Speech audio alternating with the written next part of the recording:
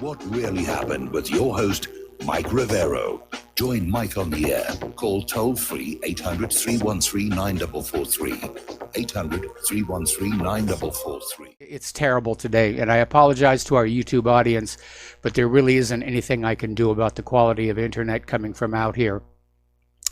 Anyway, for those of you who this, and she created Mother's Day to celebrate her own mother, a caring, dedicated anti-war activist, and apparently Jarvis' mother Ann worked to heal the divisions in north central West Virginia following the Civil War. So in a way, Mother's Day was kind of an anti-war protest here. So in 1914, President actually became upset with its commercialization. So a little bit of a Frankenstein's monster story there. Now down in Australia, they have decided, because we're no longer living in a binary world of mothers and isn't anything of, and a carrier strike group and a bomber task force to the Central Command region. It's putting the decision was made in response to a number of any attack, whether by proxy, the Islamic Revolutionary Guard fire a rocket at a U.S. asset, and it will be blamed on Iran. Remember that whopper they told you about Saddam's nuclear weapons? Got to be prepared for more of the exact same thing. If you go back and you look throughout the whole history of war, you generally find overwhelming, the majority of them were started with some kind of a dirty trick, a false flag, or lies. Article coming out of Spectator is saying John Bolton is the problem. He's doing his work. They're claiming that, and it may well be. I think that's probably Spectrum, especially. And Marco Rubio, who is a hardcore neocon and wants to regime change Venezuela, he's out there claiming that China is secretly propping up Maduro by hacking the internet. And so Rubio or social media and siege. Wednesday evening, Metropolitan D.C. Police cut off the power. Diplomatic Conventions, Article 25, which reads, the receiving state shall accord full facilities for the performance of the function of the diplomatic mission. Of course, the U.S. government is probably taking the position that that's no longer the Venezuelan. So getting on back to Iran,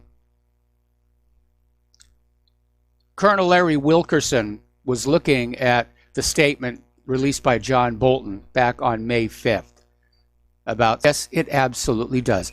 Okay, in the area of the Middle East, I wanted to. Now, ironically, I know I'm not criticizing the New Testament in any way, but do you remember the name of the character that Pontius Pilate wanted to release instead of crucifying Jesus? You mean Barabbas? Barabbas, okay. Yes. You know that in the ancient Canaanite dialect, Bar means son and Bat meant daughter. Bar Abbas. I read that Abbas's ancestry, he'd had an ancestor that was a rabbi. When I broke down the name Bar Abbas, it all made sense. So talk about, it's not just the distortion of the Old Testament. I sent you an email that I hope you get, if you get a chance to read that, about the Declaration of Independence of Israel and how Ben Gurion twisted himself in knots when he tried to avoid acknowledging that they were invaders and not indigenous to the land of Canaan. I hope you will read that and perhaps post it to your website. Meanwhile, the YouTube is a nightmare, so I have to hope that it's not going to be removed from access to people like me. Well, at the moment, it seems to be streaming out of here at a nice, steady clip, so whatever the problems were seem to have gone away. Of course, I can't tell what it looks like from your end. I had somebody who wrote in and said, try restarting the stream, but when I went to do that, I noticed the little status indicator is saying, you know, it's working fine now. So hopefully, hello, YouTube audience, and I hope it's all working for you. Hopefully so. Thank you. And again, thank you for all your efforts. I don't know if your show is going to be allowed to stay on YouTube much longer. There have been so many terrible changes to YouTube, and I fear that down the road somewhere you're going to be removed. So if that is the case, please know that although I'm sure there are times when you feel frustrated, you're just one person in a large sea of humanity. And if the rest of us have failed to act early enough and recognize early enough what you saw and tried to alert us to, that is not your fault. Do not take it upon yourself. You've done wonderful work in trying to enlighten us and to warn us that danger was coming. Essentially, you're like the canary. And hopefully not, hopefully not, but thank you anyway for your efforts. Well, thank you very much for the kind words. Well, 3 hours every day, Mike, that's very, very difficult. That's extremely strenuous.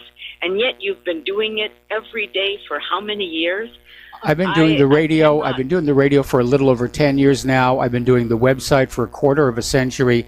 And it is very strenuous. It's not just the 3 hours on the air, it's the prep time before. So that I've got a program to do here.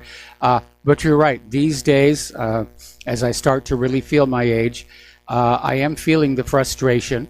And I had somebody actually say, you should be feeling pretty good. Everything that you were predicting was going to happen 10 years ago has happened. And I said, no, I wanted to be wrong. I wanted all of this, to just turn out to be a fantasy. I actually wanted to be a tinfoil hat wearing kook. Yes, exactly. You wanted it to be just a conspiracy, quote, theory. But unfortunately, you were enlightened and you were aware, and too many people were far too happy to just kick back, watch a football game or whatever, soap opera, and drink a can of beer and forget about the world until it came banging on their door and they had to end up living in tents. And by then it's too late. Yes. So, but if anything does happen, we're not able to reach you in the future, please know that you have the gratitude of many people. Unfortunately, there are a lot of people who don't realize what you've done, but I recognize what you've done, and there are, I'm sure, hundreds of thousands, if not millions, like me, who appreciate your efforts. So be well, and I hope the best for Claire. Take care. Bye for now. All right. Thanks an awful lot, Layla. And again, thank you for the very, very kind words. Yeah, it's been a rough 25 years. What can I tell you? And I'm feeling it these days. It is depressing. What can I tell you? Anyway, getting on back to the war zones here. Article out of antiwar.com. U.S. officials continue to falsely accuse Iran of a planned attack. And now that we had for attack the United States, knowing it opens the door to invasion. Iran does not want to be invaded. They just want to be left alone to conduct business. Bolton's claim, it doesn't make sense. Iran knows they're not prepared to fight a war with the United States, therefore they're not going to start one. Very worrying report coming out of the Millennium Report, saying that an insider is saying that Israel is in fact poised to stage a false flag attack against U.S. targets to get the war going with Iran. Okay. Meanwhile, the United States Air Force has deployed more B-52 Stratoforce bombers in Qatar, and it's part of a larger U.S. military buildup in the region, touted as the countermeasure to an unspecified threat from Iran. We don't know what they're going to do to us. We don't know what they could do to us, but by golly, we know those evil Iranians are coming from us. So the strategic bombers arrived at Al Udeid Air Base in Qatar last night, and they were provided by the 20th Bomb Squadron of Barksdale Air Force Base in Louisiana. Other B-52s have been deployed to an unspecified location in Southwest Asia. So it looks like they're gearing up for real here. Now, the carrier strike group, USS Abraham Lincoln, is now in the Red Sea. They got there a little bit earlier than planned. They must have put pedal to the metal coming down through the canal. And they're now basically officially in the U.S. Fifth Fleet and U.S. Central Command. Now, the commander overseeing the U.S. naval forces in the Middle East, in an interview with Reuters, said that he is willing to send the Abraham Lincoln Carrier Strike Group through the Strait of Hormuz into the waters just off of Iran. That would be a little bit risky depending upon what Iran has at the Strait of Hormuz.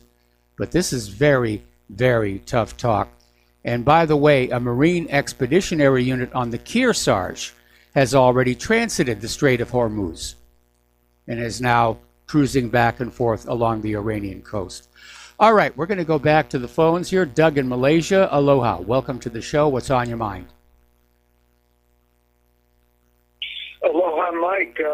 Great to get through to you as a first-time caller. I've been listening a couple of months now and reading what really happened for years. I would talk about Iran. Seems to me like the Israelis have a little plan to do one of their early June hits, and something like with the Iraq nuclear power station when it was ready to go online, cut the ribbon, and here come the F-16s or 15s, were at the time. Yep. 1981, was it 82? What was that one they bombed the Lebanese Beirut airport at the same basic time of year? Yeah, well, coming right up on it. The weather does control a lot of what's going on over in that part of the world, but you're right. Israel bombed Iraq's civilian nuclear power station after claiming there was a secret bomb factory in the basement, the way Israel has at Dimona. Following the Iraq War, international experts examined the remains of Osirak and determined it had just been a power station. So yeah, we got to be very careful about this stuff. But it does, with all the hardware being sent over to that part of the world. You know, the Iranians would have to sit there and take it like Saddam did. There was nothing he could do.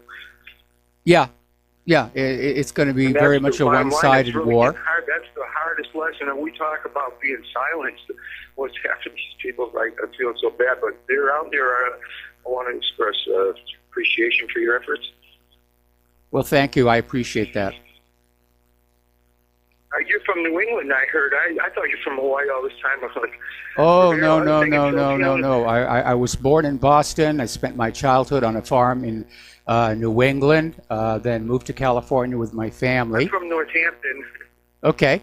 I'm a Massachusetts person myself, so a little blood for... Well, would love to get back there, or at least to Indiana. My problem is coming up with the money to do it. So we're Hawaiian sourdoughs. We're sour on Hawaii. We don't have the dough to leave. I think you're making a good movie. Okay, we have to let you go. It's time for a commercial break. I'm going to go ahead and restart the YouTube stream and see if it clears up a little bit. We'll be right back. Aloha, America. Welcome back to our show here. We're going to go back to the phones to Tony in Puerto Rico. Aloha, Tony. Welcome to the show. What's on your mind? Hola, Mike. Remember that movie, War Games? Yes. Where it shows where all the flashpoints in the globe where World War III can start. Do you think Venezuela is one of those flashpoints? I think any place on Earth could be the flashpoint to start a war if war is what everybody wants. Especially World War III? Especially World War III. Now, in the movie War Games, those computer simulations were showing basically nuclear weapons in use, and to the best of my knowledge, Venezuela is not a nuclear power. Okay, all right. Thank you, Mike. All right, thanks an awful lot. We're going to let you go. The phone lines are open. Turning on back to Iran here. Just a little while ago, Iran was talking really tough. They were talking about closing the Strait of Hormuz. They were talking about going back to high enrichment. And they have had a change of heart. And now they're saying they want to bring the nuclear deal back on track and possibly strengthen it. And this came from a spokesman from the Atomic Energy Organization of Iran yesterday.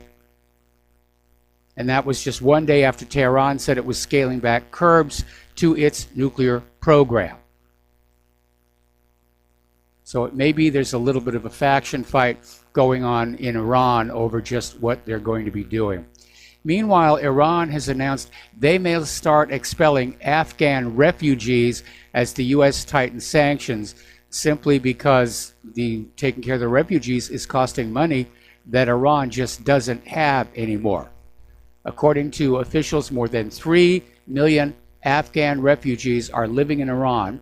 2 million of them are working within the country. But Iranian Deputy Foreign Minister Syed Abbas Araghchi said Iran would ask the refugees to go home if sanctions are increased, adding that the migrants are sending 3 to 5 billion euros to Afghanistan. Same thing the illegal immigrants are doing here. They work, they take the money, they send it back home. Araghchi said there are 468,000 Afghan students are getting free education in schools. Every student costs 600 euros on an average basis. Over in North Korea, they're continuing their missile tests, and apparently they conducted yet another weapons test overnight, firing 2 missiles into the sea between North Korea and Japan. And it was the second test for North Korea the past week. And the U.S. military conducted its own missile test just 10 minutes later. But the Air Force stresses that the timing was just coincidental. So everybody's out there playing with their little rockets and stuff. We reported earlier in the week the United States has seized a North Korean coal carrier ship called the MV Wise Honest for violating U.S. sanctions on the country. The ship was apparently seized down in Indonesia under a civil forfeiture complaint. And this was announced by Assistant Attorney General for National Security, John C. Demers, U.S. Attorney Jeffrey S. Berman for the Southern District of New York, Assistant Director John Brown of the FBI's Counterintelligence Division, and Assistant Director William F. Sweeney, Jr. of the FBI's New York Field Office. So it's a 17,000 ton bulk carrier ship, one of North Korea's largest, which was being used to ship coal from North Korea and deliver heavy machinery back. So, okay. The Marine Corps just got a new toy to play with. It's manufactured in Norway by Kongsberg Defense and Aerospace. It's called the NSM. It features a 275-pound high-explosive warhead and has an operational range of more than 100 nautical miles. And apparently they did test fire it last year out here in Hawaii at the RIMPAC exercise, where the U.S. Army fired an NSM from a palletized load system truck to hit a decommissioned ship off the coast of Hawaii. Here's an article coming out of National Interest, and it's called F-35 Deja Vu. And it's talking about how, having learned nothing from the lessons of Vietnam, in particular relating to the F-4, the Phantom F-4, the U.S. is making the same mistake again. Now, when the Phantom F-4 was built, it was built in an era where it was thought that air-to-air engagements would involve shooting missiles at each other, and there wouldn't really be any dogfighting. In fact, the original version of the F-4 didn't have an onboard cannon. And when they went up against the much more maneuverable MiGs, things went very, very badly wrong. The MiGs could avoid the missiles because they could maneuver so quickly, and they understood if they could get into dogfighting range, they could take the F-4s down, and they did. Okay, we have to take a break for commercials. I'm going to do the rest of the story when we come back. We have a caller waiting on the line, so stay tuned.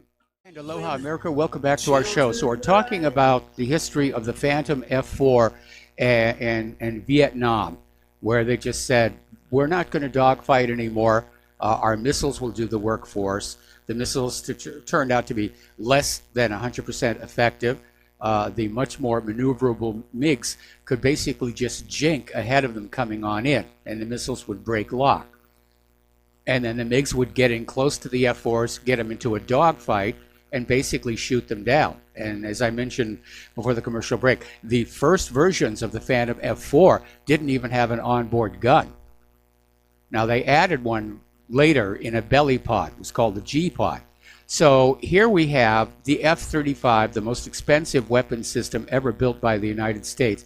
Back in January of 2015, they did an experiment. They took an F-35A against a 25-year-old F-16D in a dogfight, which the F-16 won. But the Air Force is out there saying not to worry. The F-35's technology is designed to engage, shoot, and kill the enemy from long distances, not necessarily in a visual dogfighting situation. Deja vu all over again. Okay, let's take some phone calls. Pat in Texas, aloha. Welcome to the show. What's on your mind? Well, you were talking about Venezuela, and that you didn't, that they weren't going to attack us. There's things you don't know about, and prophets have told it, and I knew somebody that didn't even know the prophets, and she told it. And what it was Chavez, I guess Maduro will do the same thing, was planning on attacking us, and he was going to do it behind El Salvador, which everybody thought was a friend, and that Iran was one of them, and Cuba was going to join. But I started watching, and all of a sudden, Ahmadinejad went over there hugging up Chavez. He pictures of him even in the book that Chavez wrote. And, of course, you know, Chavez had cancer, so he went to Cuba regularly for his medical treatment. So Cuba didn't have to go. And I don't remember who else went there, but I think it was China. But I didn't see Russia or Putin. But okay, Pat, can we step back here a little bit to your claim that Venezuela wants to attack the United States? Tell me, why would they want to do so? Because the same rationale applies to Venezuela as applies to Iran. They want to be left alone. They don't want to have a retaliatory strike hit them. Well, one thing is people can check this out, have a better internet service, better, access to internet.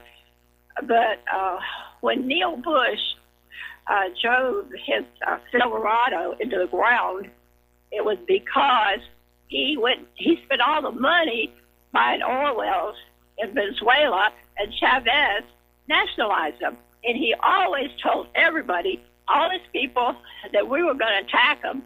And GW went down there, and he. Yeah, well, really, that's a motive for the United States to attack Venezuela, not for Venezuela to attack the United States. No, you ask me, why would they want to attack us? Well, what it was, they planned on attacking us all simultaneously all over the country with crop duster type planes. You know how it was on 9/11 when everything is going on at the same time. Confusion. And I do know, I believe that Putin and Iran both want Venezuela, and they kind of are going to be enemies that way. But I'm just trying to say that just watch what happens, because Maduro is going to do what Chavez did, don't you think? No, I don't think. I don't think. It's not real world. Russia and China have economic interests in Venezuela. There's no question about that. But they're not in direct competition with each other. No, I don't agree with you on this one. So thank you very much for the phone call. We're going to let you go and switch over to Mike in Kentucky. Aloha, Mike. Welcome to the show. What's on your mind? Well, that was a little entertaining. We can Be gentle. I am. I'm being John. I'm about to get a little sideways myself here, but there's a lot of stuff about this nukes that it gets reported, and I don't know if probably mostly the reporters don't understand what they're reporting, and they're just taking the public relations press release from the government and just going with it, and they're thinking that we're just dumb. I mean, anybody that's been studying this surely has realized a lot of stuff about the nuclear power industry since Fukushima that maybe wasn't obvious, because they had to explain what happened there. And I don't think it was fully explained because maybe you've talked about Stuxnet may have been that had arrived there sometime before. Well, that may have complicated what was going on at Fukushima, but let's be very honest. It was that quake and tsunami meeting scaled back design. Also the cost savings of looking at the photos of people standing there behind the thing, taking video of the water coming around the backside of the reactors, and they're standing on high ground where the waves would have never been, and we're only talking a few hundred feet. You could have had the generators and the reactors up a little bit higher. Now, gradually, I mean, that would cause a little slight efficiency problem. It wouldn't be as an efficient thing because you have to pump the water up into a tank first or something. But yeah, and it would cost money. It would have cost money. Now they're we saved $600,000 by putting the generators in the basement. I mean, but oh my gosh, we did trillions in damage, priceless damage to things that won't be fixed for decades. But one of the things I wanted to get at was, and Iran's nuclear program is back in the news now. We got a 30-day clock ticking, and they're boogie to the fear on that. Trump needs to fix this. It's gonna go. They're going to be free. Yeah, they're really going to do it. Well, where is the headlines that says Iran now has 10,000 of these dang aluminum tube efficient gaseous diffusion centrifuges? It never is in the news because they don't have that many. Our Superfund sites like Paducah Gaseous Diffusion Plant here in Kentucky and Oak Ridge down in Tennessee, where probably Israel stole a bunch of materials, who knows, and we've got one up in Ohio in Portsmouth, I think, not too far from us. They're all messy Superfund sites, and they're huge. Yes. It takes a big facility to make 30% enriched uranium, which is what Turkey and Japan got in trouble for when they said, okay, yeah, we'll take some of your yellow cake or 3% enriched uranium, and we'll give you some, a few pounds of 30% enriched uranium so you can do medical research. But heaven forbid we had a dang earthquake weapon do the tsunami there. I mean, but what I'm getting at is how many nukes would Israel have to have well-placed to hold the entire world hostage? Have you looked at that? Well, how many nukes would they have to?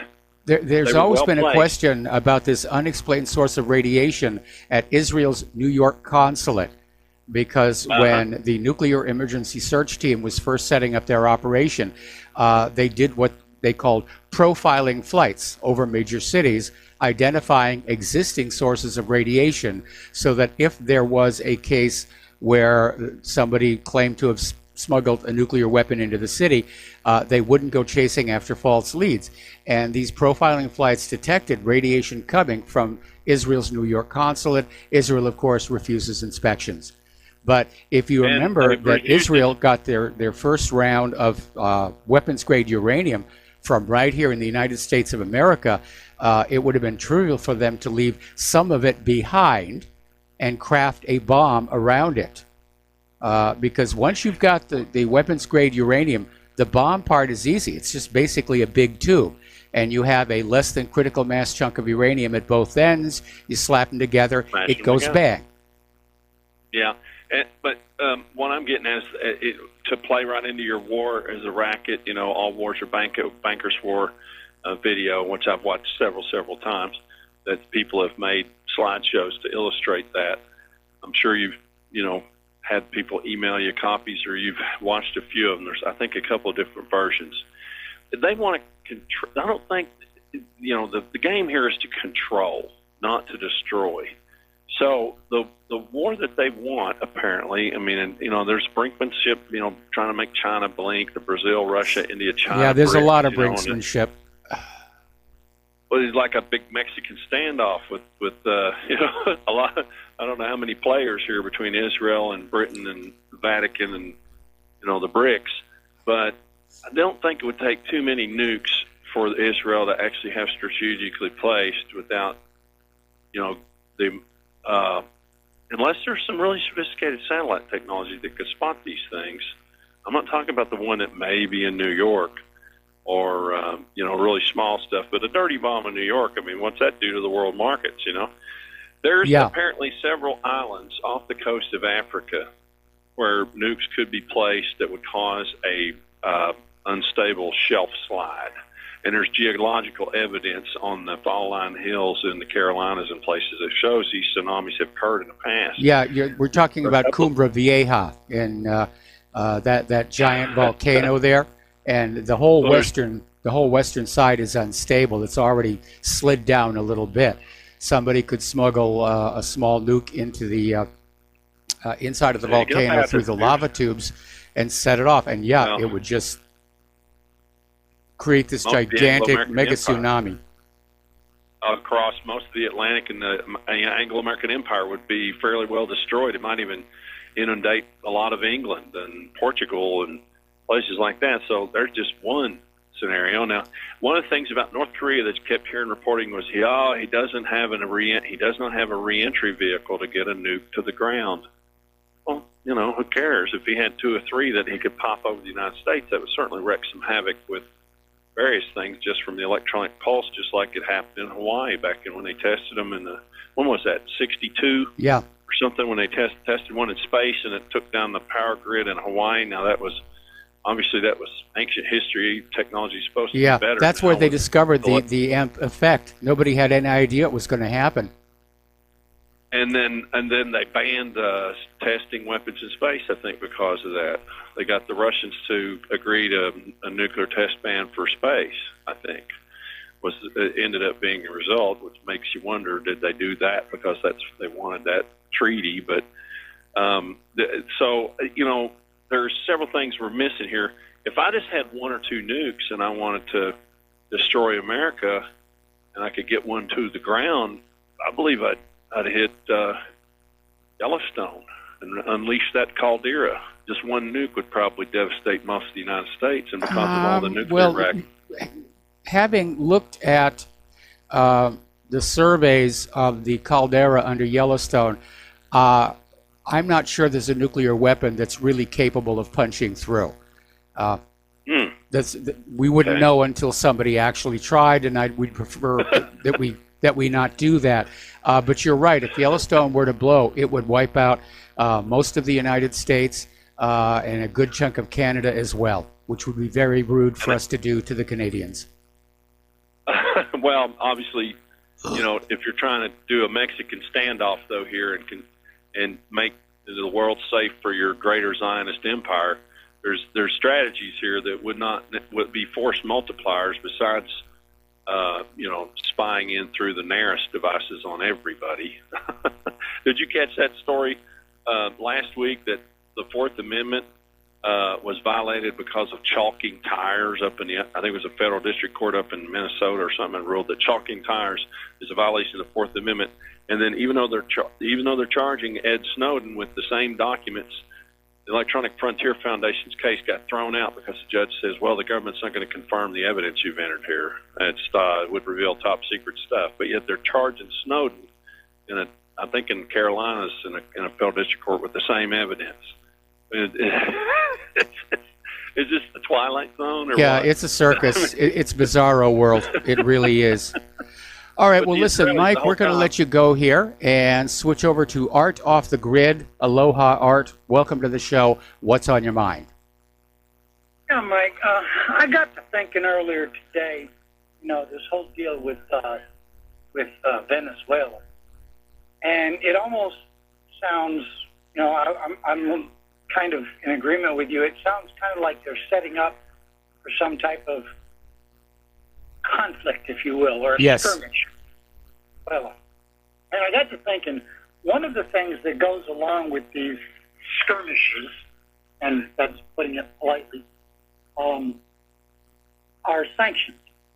And sanctions are, if anyone actually knows what the hell they're talking about, sanctions are an act of war. Now, sanctions are automatically put in place when you get into these kind of conflicts with other countries. Now, what I'm wondering is, how is this, if it goes there and sanctions are forced upon Venezuela because of this, how is that going to affect companies like Valero, which is owned by Venezuela, or owned through the subsidy of Coastal States Gas Corp through La Boca Gathering Company, Citgo, which is basically run through PDVSA, which is a state-owned company of the Venezuelan government, and Chevron, which owns 25.2% of Petro Independiente and 30% of Petro PR, both of which are joint ventures with PDVSA, Venezuela's Orinoco Belt. So, okay. I'm sorry, I got a little lost. Can we back up here a little bit? These are three gas stations which you find all throughout the United States: Citgo, Chevron, and True. Valero. And which are partially, if you break it down, they're partially owned by the Venezuelan government. yes, Now, if we end up skirmish with Venezuela and sanctions are placed against them, what kind of effect is that going to have on these gas stations and the people who work there? This is something no one has talked about. No one. well, you bring up a very good point, and unfortunately, listen, I'm going to have to put you on hold, and don't hang up, and we're going to come back and talk about this after these few words. And aloha, America. Welcome back to the show. We're talking with Art Off the Grid, and we're talking about the fact that there are a lot of gas stations inside the United States that are owned through various corporate links, ultimately by Venezuela itself, and what would happen to them in the event of a war. Well, it depends on whether it's an official war or not.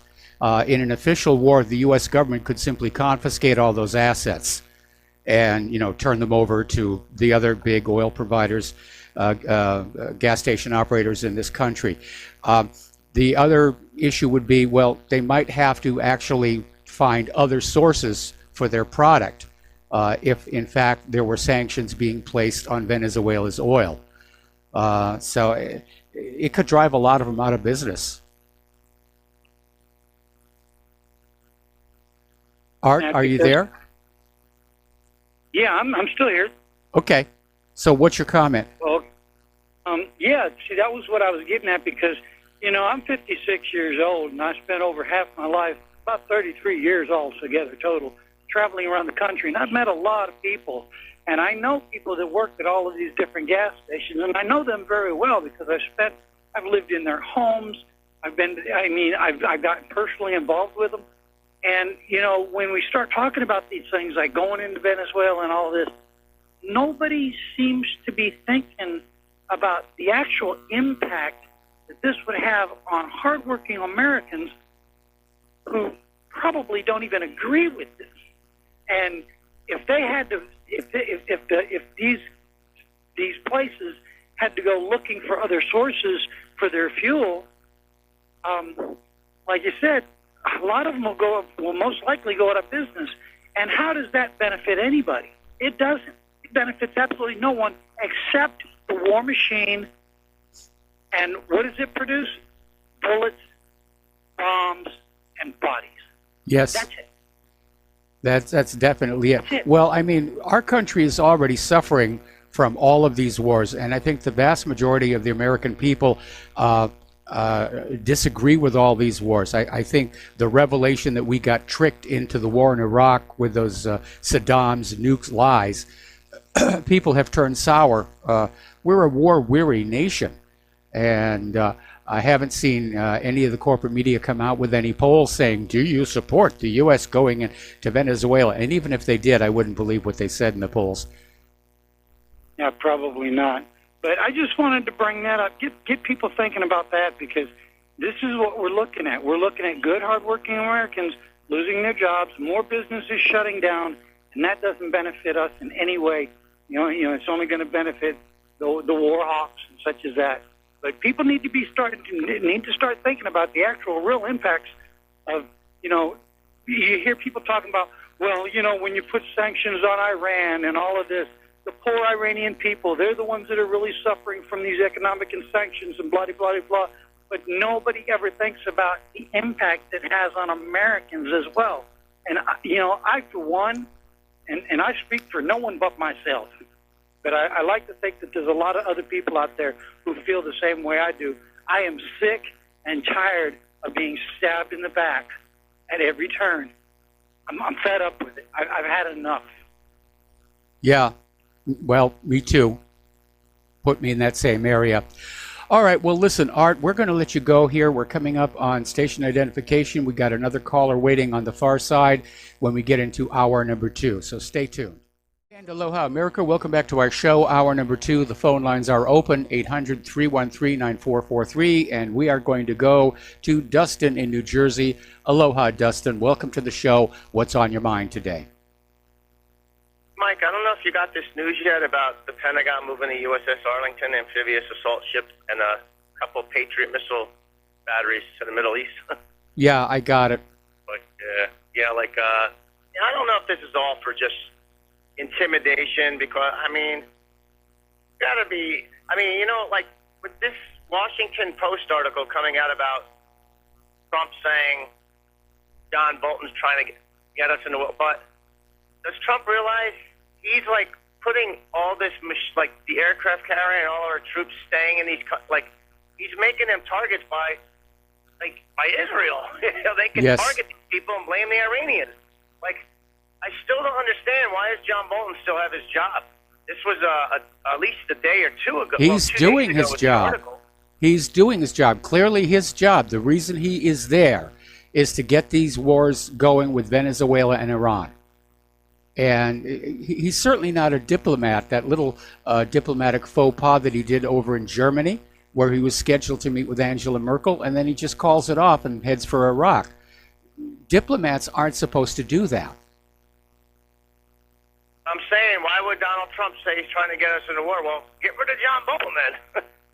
Pull all this stuff back. Call up Iran and make some deals, man, economic deals. Not this way is the wrong way because you're going to end up like George Bush, stuck with the lie. Either George Bush was involved with the lie, most likely. But I don't know, man. It's just we got stupid people running the country.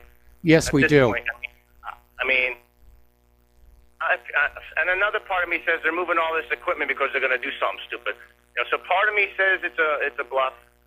Another part of me says maybe not. I don't know, but I probably would need more than one amphibious assault craft to storm the beaches of Iran. Huh? Well, it all depends on where you're headed here. And by the way, I did misspoke. It was Pompeo that did that diplomatic faux pas with Merkel and not Bolton.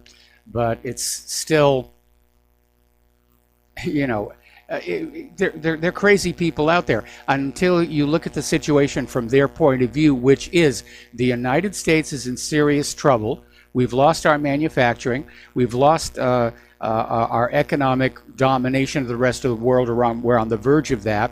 Nobody wants our agriculture, and the economy is just in this huge, huge mess. And they're going back and they're relying on previous history, which is every time the United States government gets the economy this badly messed up, they try and fix it or at least distract from it by getting into a world war. Crash of 1907, World War I. Crash of 1929, World War II. Crash of 2008, and here we are. Look how many different countries the United States is operating in militarily. You said something about the admiral saying he's going to move the aircraft carrier into the Strait of Hormuz. Saying he would be willing to do so. That he would be willing to send the Abraham Lincoln through the Strait of Hormuz and basically sail it up and down along Iran's coast. And apparently the Kearsarge is already there. With all the support ships, it'd be like a sitting duck. They got all those anti-ship missiles lying in the coast. I mean, that's to make a comment like that kind of tells me it's like a bluff. You know, like to come out and say something that's not an authorized statement. You know, to just come out and say something like that's not very diplomatic-like. You know what I mean? But Well, the admiral isn't a diplomat.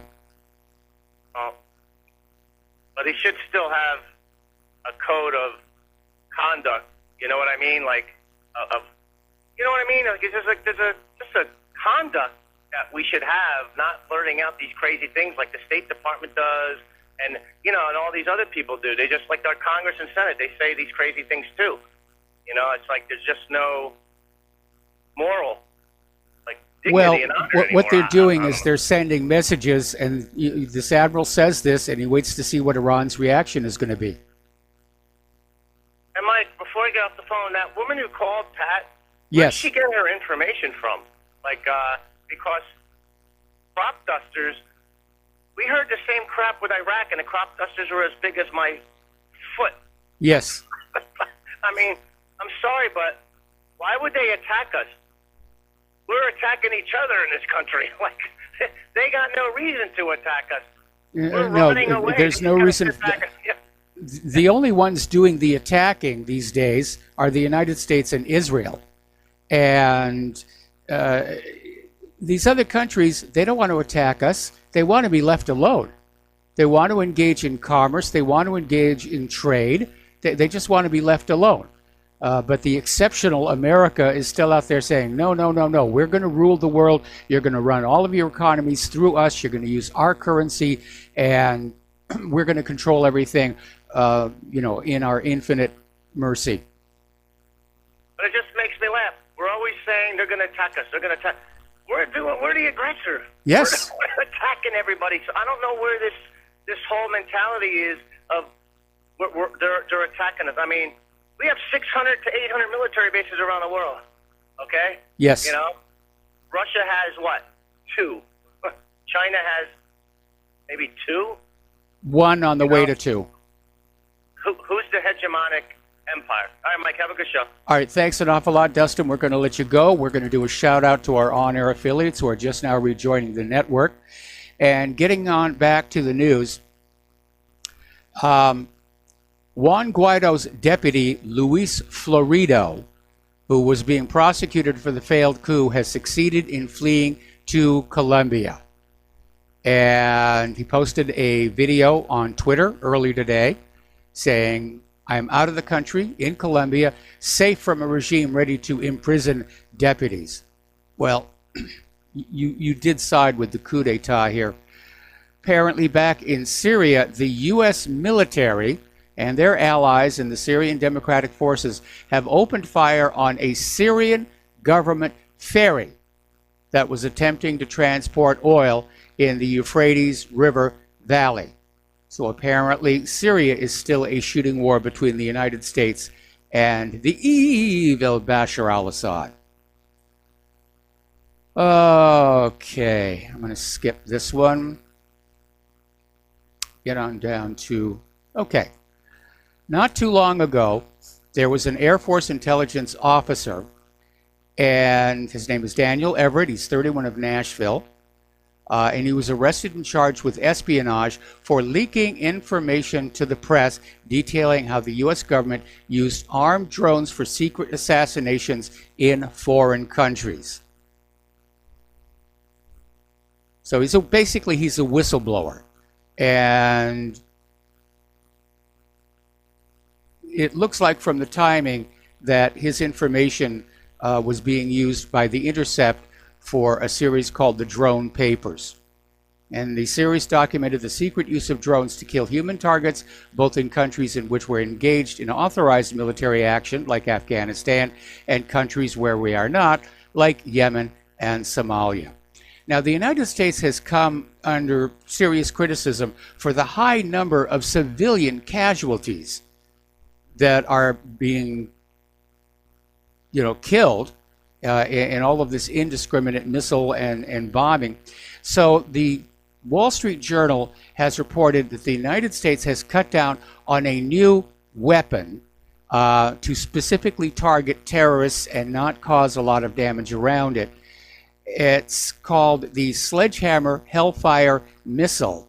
And what it does, it doesn't have explosives inside it. As it gets close to its intended target, these samurai sword-like blades pop out of the nose in this big ring, this big circle, 6 of them. And they just basically slice into the intended target. So it's the ninja drone. Getting into our domestic politics here, James Clapper was out there talking about, did the Obama administration spy on the Trump camp? And Clapper said, well, we were certainly looking, but it was probably okay. And we don't use the term spying anyway, because it's got a negative connotation, a rogue operation, out of control, not in compliance with the law.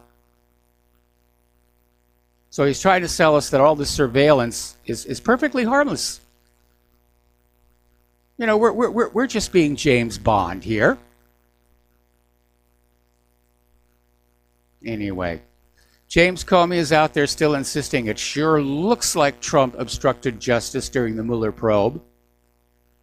Says there is evidence to charge him when he leaves office. But Comey himself may be in some serious legal trouble himself.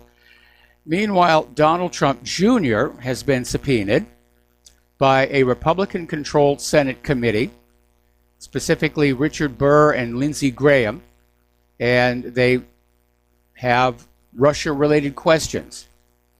What they're doing is they're going back and looking at that Trump Tower Moscow project. Was it on the up and up, or was there undue influence? I mean, they're just digging. And again, I have to, why bother?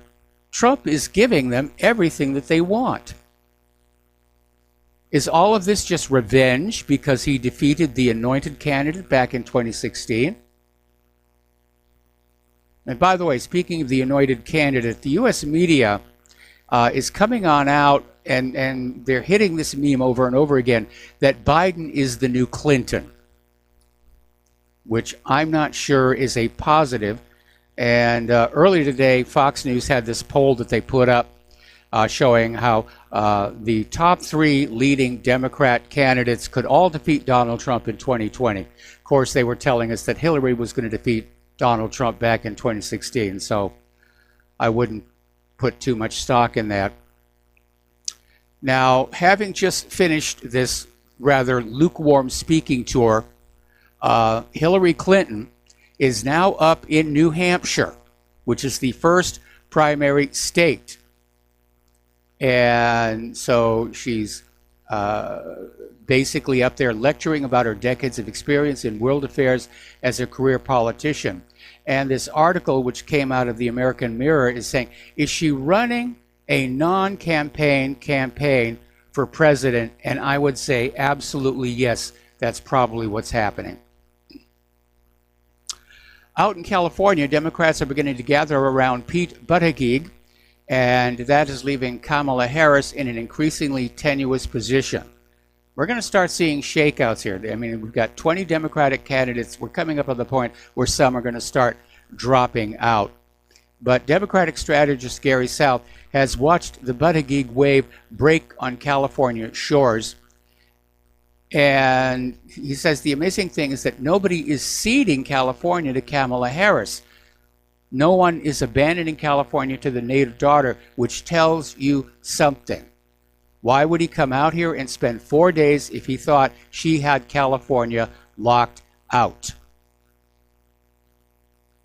So, looks like he's one of the breakout leaders.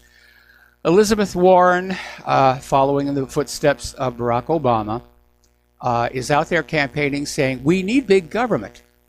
Nobody in America succeeds on their own. And that does sound very much like Obama's infamous 2012 speech. If you've got a business, you didn't build that.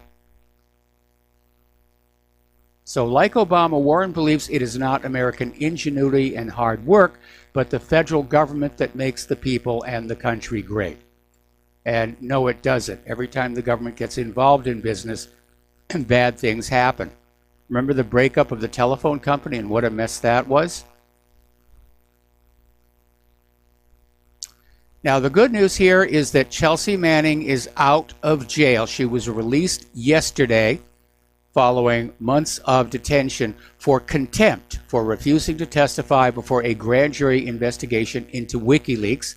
The mandate of the grand jury in question has expired, and for that reason, she's been allowed out. That's the good news. The bad news is they're convening a new grand jury, so she could find herself back in jail yet again. All right, we're going to take a phone call here from Peter in California. Aloha, Peter. Welcome to the show. What's on your mind? Hey, Mike, I was just listening to what you were saying about politics and all that, the political campaigns, and wanted to continue on something that I said a little bit yesterday, and that is all the things that Trump ran on that people voted for. Yes. That he was actually elected on and got votes. You know, cleaning up, you know, the swamp, fixing the border, keeping us out of wars, the whole list of things that Trump was going to do and was voted on, and people actually exercised their vote to get him. And then you look at, and of course, nothing was done on any of those. Yes. And then you look at the things that he was paid to do, right? And Dustin was saying Bolton's come out and said that he realized Bolton wants war. Well, yeah, but Bolton's still there. That's right. Bolton was paid. He was paid to have Bolton there, and Bolton's there. He's still there. You know, he was paid to have Pompeo there.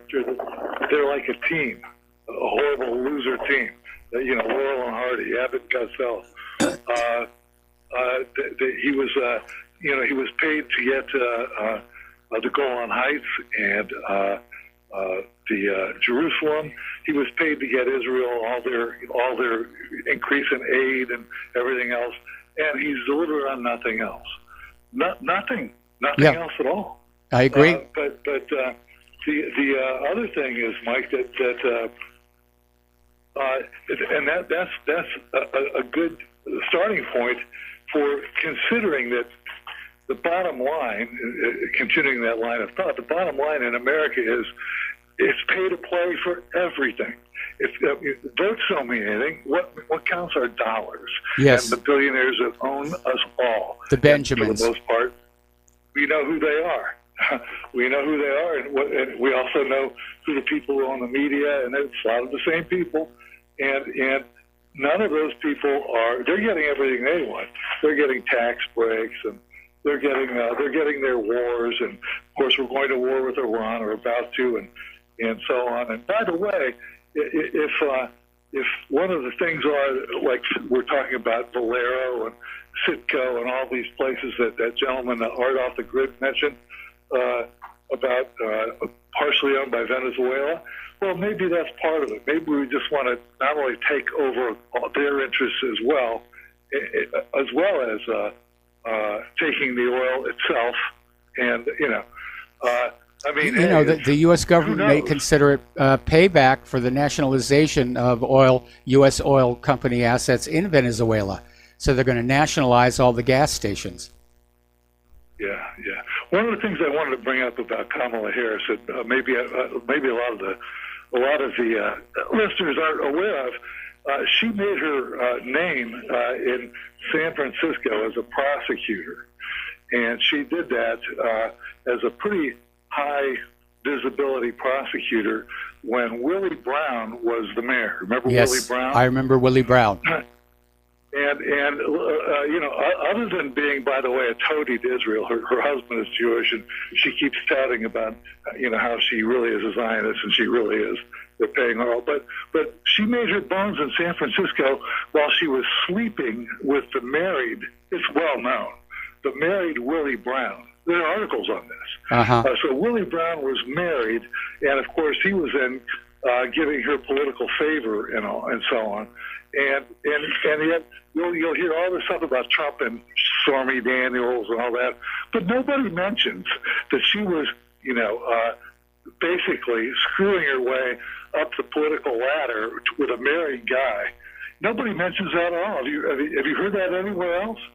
No, I haven't. And, I remember vaguely from a while ago, but again, the corporate media right now is biased so much in favor of the Democrats, you're not going to see any of that stuff come on out.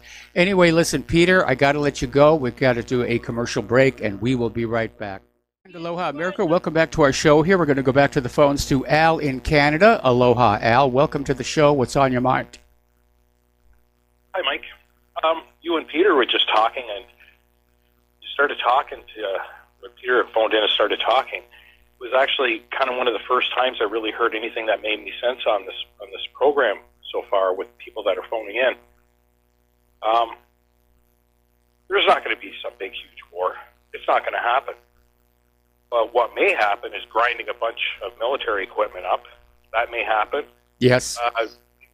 Who owns all this stuff, Mike? You don't. I don't. We used a term with Peter, and if you look at who owns all this stuff, who are the media companies out there? There's only a few. Comcast, Time Warner, Disney, I think Google's in there now. Who owns that stuff, Mike? Those are the people. The stockholders primarily, and primarily. Same with the defense contractors. I think stockholders are suckers, because what they do are they're like little dams. They just shore the company up while it plays its little financial wizardry, and it turns around, buys back its own shares, and basically pays themselves doing such a great job at conning everybody. Yes. Right? So, even the millionaires out there, maybe the 0.2% people, they're also suckers too. They're also being played, they're being lied to, and they're being used. And it's for money and power. Yeah, that's what they're after. It's a game of risk. Crazy, isn't it? Yeah, it is. It absolutely is. Yep. Okay, anything else, Al? Yep, Warren Buffett, a few years ago, bought Heinz, right? Yes. And in Ontario, Leamington, Ontario, they had a Heinz plant there, and which happened to be the tomato capital of Canada. Yes. And what's the first thing he does when he buys Heinz? He shuts it down. It's crazy. So there you go. Those are the kinds of games they play, and all to drive up the cost of ketchup. Well, that plant was making too much money.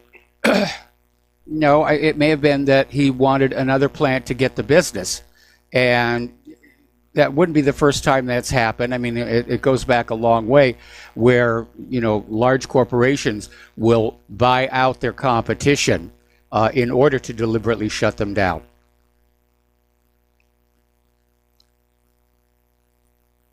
Okay. Yeah, that makes sense. But that makes sense. Now there's another ketchup company there that makes ketchup. I can't think of the name because I don't buy it either. Right? I make my own. Anyway, thanks a lot for your time, Mike. I appreciate it. All right, thanks an awful lot for the phone call. We're going to let you go here. And there's nothing unusual about that, where these large hedge funds or corporate interests will buy up companies that represent their competition, because competition drives down prices. So you buy up your competitor, you shut them down, and then you can jack your prices up and make a huge profit. Okay, so phone lines are empty. Patrick Shanahan has been the acting Secretary of Defense, and as of today, Donald Trump has said he's doing a great job, and so he is nominating Shanahan to continue to serve as Defense Secretary. And so it's going to go through another confirmation there. I don't think it will be as colorful as the Kavanaugh one. Getting into the economic news here, Trump tweeted a tweet saying no need to rush on the China trade talks. Then he deleted it. Then he retweeted it. which I think is signs of complete and utter chaos over there. And apparently the most recent round of negotiations have now ended without any resolution. So those new higher tariffs are in place for at least the foreseeable future. And China, of course, is now threatening a tit-for-tat retaliation. Trade wars can be dangerous. The last full-bore trade war we had was back in 1930, and it helped make the Depression of the 1930s much, much worse than it might otherwise have been. U.S. Representative Alex Mooney of West Virginia has introduced legislation this week to provide for the first ever audit of the United States gold reserves since the Eisenhower administration. He's calling it the Gold Reserve Transparency Act. It's backed by the Sound Money Defense League and government accountability advocates. It directs the Comptroller of the United States to conduct a full assay, inventory, and audit of all gold reserves, including any gold in deep storage of the United States at the place or places where such reserves are kept. So even if the gold is encumbered by third-party obligations or otherwise impaired by bank financialization, in other words, rehypothecation, he's going to run into a lot of resistance on this one. We got to take another break for commercials, and we'll be right back. And aloha, America. Welcome back to our show here. We're talking about the economic news here. And we're seeing all this propaganda coming out of corporate media about how the economy is booming and things are good and wages and salaries are going up a little teensy bit, so stop complaining. But of course, prices and are outstripping that. So the standard of living for Americans continues to decline. Middle class wealth is still less than before the recession following the 2008 meltdown of the mortgage-backed security fraud. And I'm not sure we ever really got out of the recession. Experts are now saying there's going to be another one next year. I think it's actually all part of the same continuous process. Global smartphone shipments plunged to the lowest level in years. Consumer spending obviously is just not there. Nestle is getting ready to cut 4,000 jobs. So I guess sales of chocolate bars are in decline as well. Party City is closing 45 stores, and here's where it's interesting. They're putting the blame on the lack of helium shortage. Now, it's no secret that Party City sells lots and lots of helium balloons, but it's not all that they sell. But everybody's now saying there's a global helium shortage, and Party City is pointing to that as to why they're having to close 45 of their stores. Now, over in Sweden, Sweden has been leading the world in pushing toward the cashless society. And many of Sweden's bank branches had stopped handling cash altogether. This was the new model. And apparently only 18% of all payments made today in Sweden are in cash. That's a 15% drop from the previous years. But now all of a sudden, the Swedish Civil Contingencies Agency, which is part of the government, is urging everybody to build up a stockpile of cash in case of emergencies ranging from power cuts, technology glitches, cyber attacks by a rogue government, or just the fact that those computers do fail on a regular basis here. Also in Sweden, they're having their own version of the Yellow Vest protest. It's called the Petrol Uproar, and they're basically arguing for lower fuel prices. And so far, they've gathered 250,000 supporters on Facebook in virtually no time.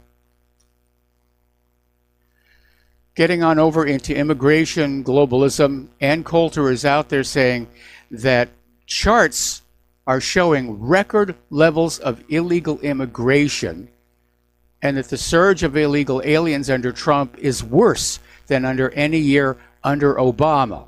Well, I don't think that's really anything to do with Trump. It's to do with all these open border globalist people who are now more actively encouraging the illegals to cross the border. But right now, illegal immigration is at 9 times the rate of 2017. They're just flooding in here. Just flooding in here.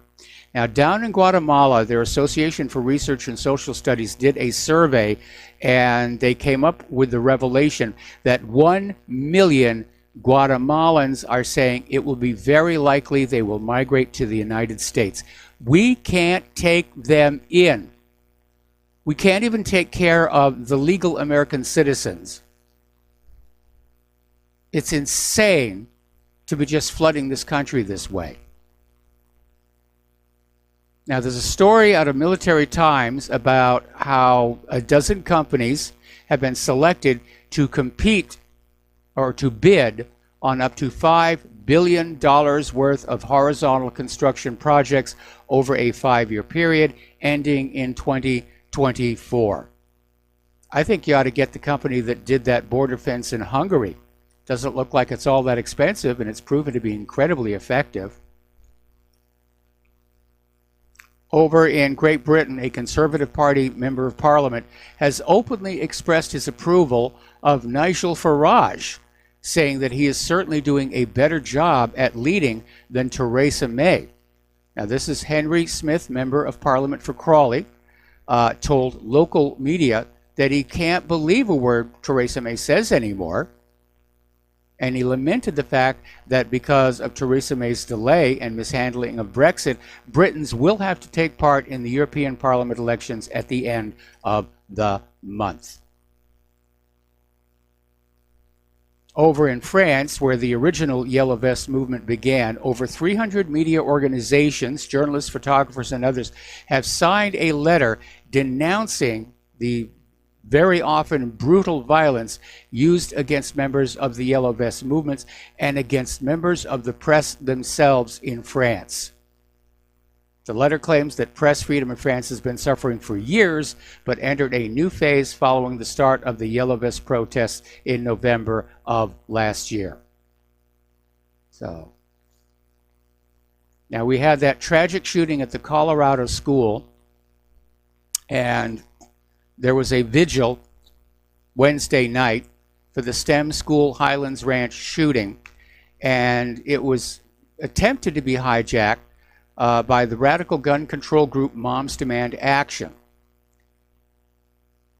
and basically got on the stage with a bunch of other Democrats and started screaming about gun control, gun control. The students all walked out. They're saying this was supposed to be a vigil. Not a political rally, but a vigil. Okay, so let's talk about computers and, in this case, political correctness. You see when you're on your iPhone and you're texting things out and you use a dirty word, it will correct it and change it to something not offensive. Well, Microsoft is getting ready to incorporate that exact same politically correct grammar system in their next version of Word. So this feature will recommend sensitive phrases like, we need to get some fresh blood in here. They will be transmogrified into new employees. I'm sorry, but that kind of seems to take the creativity out of the process. Over in Detroit, it's come on out that they spent more than $500,000 on a cell site simulator to track people's locations through their cell phones. Now, this goes back to October of 2017. They obtained a cell site simulator, which is the surveillance technology that locates and tracks phones by mimicking cell phone towers, also known as MC catchers and stingrays, which is a specific model of cell site simulator made by the Harris Corporation.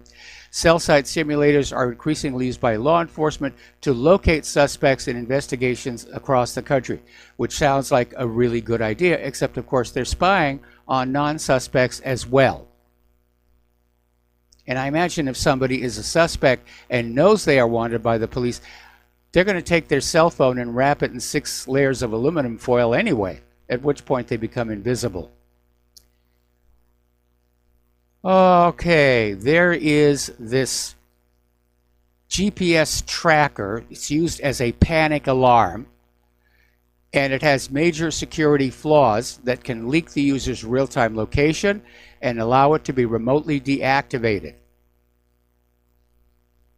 And there's calling for an immediate recall. So these are manufactured in China. The devices are bought in bulk and resold by several companies around the world. It's the little gizmo that you hang around your neck. And if you have a medical emergency, you push the button, it activates the microphone, and you are plugged into the cell phone system to get some first responders out there. But apparently, anybody who knows the phone number of that device can send a text message that will take control of it, to turn it off completely, turn on the microphone, track the person's location. Seems to get more reckless. Interestingly enough, Facebook co-founder Chris Hughes is calling for federal regulators to break the company up, saying that Mark Zuckerberg is simply too powerful and the company is an effective monopoly. Facebook is out there saying, we're not a monopoly, we're simply a successful American company. Hughes is now 35. He helped build Facebook from the beginning. It was a key creator in products like the new feed. He left the company in 2007 to join Barack Obama's first presidential campaign and liquidated his Facebook stock in 2012.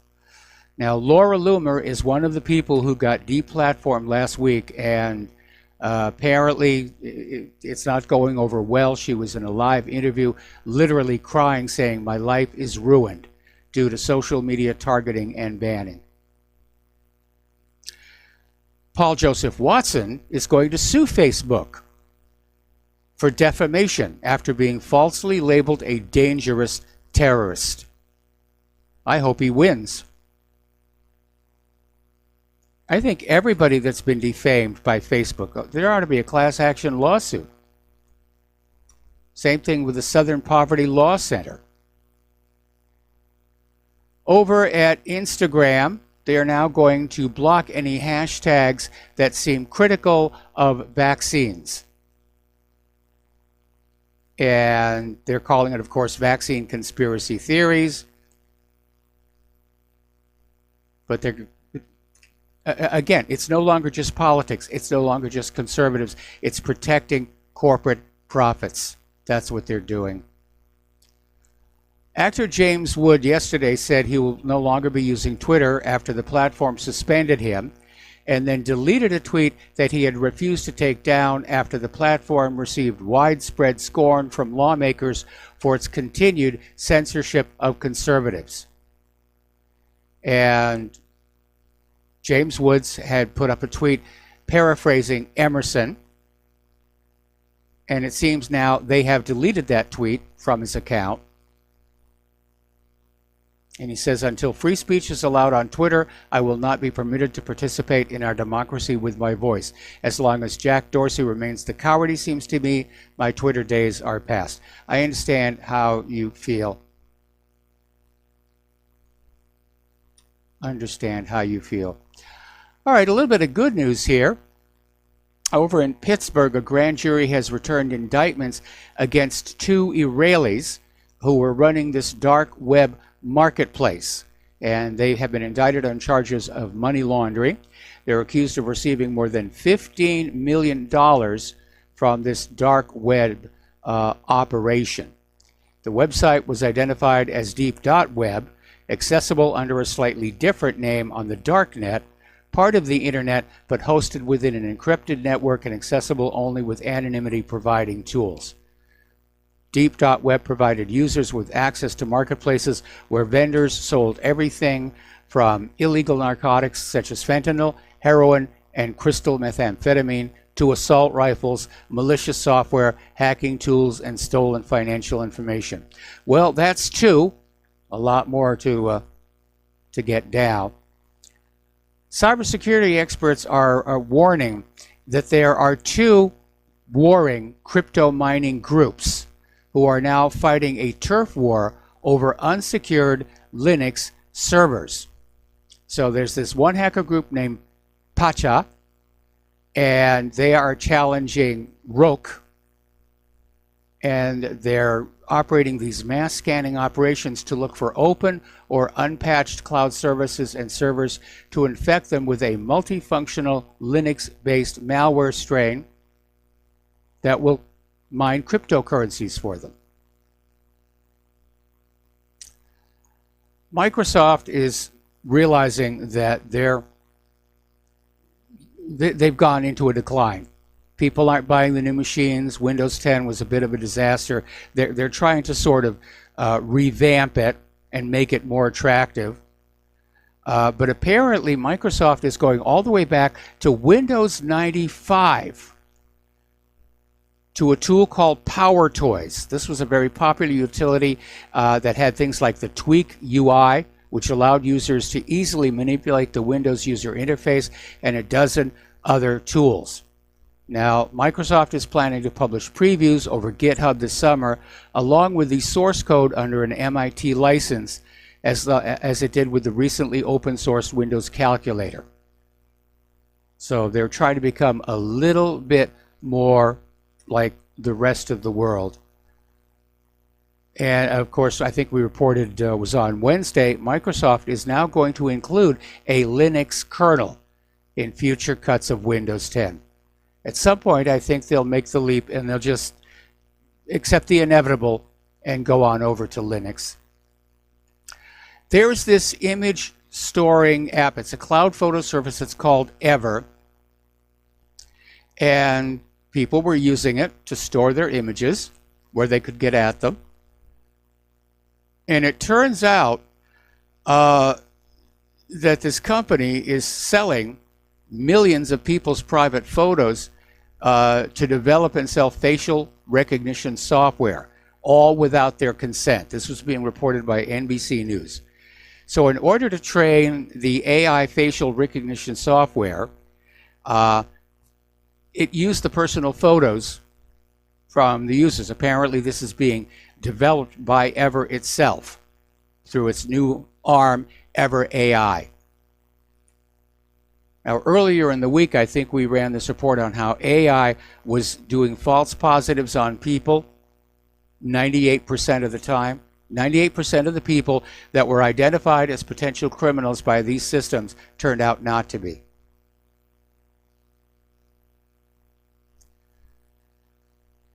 The Ebola epidemic over in the Congo is continuing to escalate. There were 126 new cases and 83 deaths between April 22nd and April 28th. And they're still being attacked by locals. The medical teams are being attacked by Congolese who think it's the medics who are doing this. Okay, we're coming up here on another commercial break, and we're going to come on back with the last segment of Hour 2, followed by Hour 3 and the lovely Lady Claire. So stay tuned. And aloha, America. Welcome back to our show here. We're talking about science, health, and medicine. And when antibiotics first came on out, you know, they were the wonder drugs, and they were being used on everything. But unfortunately, over the decades since, the pathogens have evolved. I mean, there's a demonstration of evolution right there, to be resistant to the antibiotics. And so there's this article over in Vox saying our antibiotics are becoming useless. And we are seeing a surge of antibiotic-resistant diseases that could kill 10 million people a year by 2050. This is from a United Nations report. And drug resistance is what happens when you overuse antibiotics in the treatment of humans, animals, and plants. When a new antibiotic is introduced, it can have great, even life-saving results for a while. But then the bacteria evolve. and then the antibiotic stops working, and we have a disease that we don't know how to treat. And it is a bit of a problem. Already, 700,000 people around the world die of drug-resistant diseases each year, pardon me, including 230,000 deaths from multi-drug resistant tuberculosis. Common problems like sexually transmitted diseases and urinary tract infections are also becoming resistant to treatment. Routine hospital procedures like C-sections could become more dangerous as the risk associated with infection increases. Okay, story that is coming out of Natural News. Apparently somebody is tallying up the numbers and discovering that the shingles vaccine is actually causing more cases of shingles than it was supposed to help prevent. So that will be fun. Okay, the corporate media is now finally admitting that 10% of those infected with the measles had already had the measles vaccine, and that measles vaccines don't even work after a few years. Say, when you get measles naturally as a child, your immune system develops a lifetime immunity. But the measles vaccine, whatever it's cooking up inside your body, it just doesn't last. They were saying the same thing about other vaccines like Gardasil, where you have to come back and get repeat shots over and over and over again. Okay, little bit of good news. This has to do with the Insys Therapeutics. This is a pharmaceutical company that sold a fentanyl-based painkiller, otherwise an opioid, and a jury has found multiple top executives guilty of racketeering charges and contributing to America's current opioid epidemic. Now, in the case, the jury deliberated for 2 whole weeks before issuing a verdict against the company's founder, John Kapoor, as well as 4 former executives. And they basically found these people conspired on how to drive sales of the drugs in unethical ways, bribing doctors to prescribe the product, and misleading insurers about patients' need for the drug as well. Okay, we got to take a break here for station identification. We're going to be back with the lovely Lady Claire after these few words. Aloha, America. Welcome back to our show here. And for those of you watching on the YouTube video stream, assuming that it's still working, this lovely creature sitting next to me is Lady Claire, with her unique perspective on the world. So what's the first thing you want to talk about? I think it's very interesting. The president of Mexico now wants to decriminalize all drugs and negotiate with the U.S. to do the same. I think it would be a great thing for them to do. And apparently this plan has been put forward by the administration of President Andrés Manuel López Obrador, AMLO for short, which is causing this to be looked at, because the problem with prison is that by the time the person gets out of prison, they probably have not had any therapy for this, or they don't have an incentive not to use again. And this so-called war on drugs has been an abject failure, Mike. Well, of course it's an abject failure because too many elements within our government and that of Mexico are making money off the drugs. The reason for keeping the drugs illegal, I mean, you're told they're dangerous, they're immoral, and so forth, but it's to keep them profitable. Think back to Prohibition, when alcohol was banned in this country, and people went on drinking anyway. But the alcohol became insanely profitable. It gave rise to all these gangster families. It literally reshaped the American political system. Oh, heck yes. Until finally everybody was sick and enough of this nonsense, where prohibition was repealed. And, you know, it sort of locked the new configuration of the government into place. Today, of course, it's these drugs. Because they're very inexpensive to obtain, and if you have the favored channels to get into the United States of America, you can make a lot of money. And it's no surprise that many of the illegal immigrants streaming across our border are carrying backpacks full of illegal drugs because they know they can sell them and have a big chunk of cash with which to do whatever it is they're planning on doing in this country. But there are countries where these drugs have been decriminalized. And they don't have the crime problem, And as a matter of fact, the number of drug users is going down because you don't have the dealers going on out there offering free samples and trying to get people hooked. Yeah. Portugal did this a number of years ago, and with some statistically high rates of success when they advocated treatment rather than prison. And here's an additional story which I thought was interesting. North Dakota has very quietly decriminalized marijuana. Now, this is not the same as saying that it's completely legal. And apparently the law says that the first-time possession of up to a half of an ounce of marijuana is no longer a criminal misdemeanor. It's an infraction. Yeah. And I think this is something that needs to happen, but it's very different from what is called marijuana legalizations, which a number of our states have done. Yeah, there are a number of states that have now legalized recreational marijuana, and much to the annoyance of the tobacco and alcohol industries, I might add. Yeah. But it looks like a step in the right direction. It is, but as far as this deal with Mexico and the U.S. totally decriminalizing all the illegal drugs, it's never going to happen. No, you're absolutely right. In fact, that president of Mexico better be wearing his Kevlar. Oh boy, yes, I think you're right on that. And here we have something from Blacklisted News, and it comes from the Department of You Can't Make This Stuff Up. A Florida guy could lose his home for having long grass in his front yard. Yes. Yesterday, the city of Dunedin, Florida, did something really interesting. Excuse me. It authorized the foreclosure of a private home in order to collect fines the city assessed for having grass that was too long. So today, Jim Ficken, a 69-year-old resident of this town, is fighting back. He has partnered with the Institute for Justice, a national public interest law firm, to sue the city to end its abusive practice of saddling homeowners with outrageously large fines or even foreclosures for minor code enforcement matters. I hope the guy wins.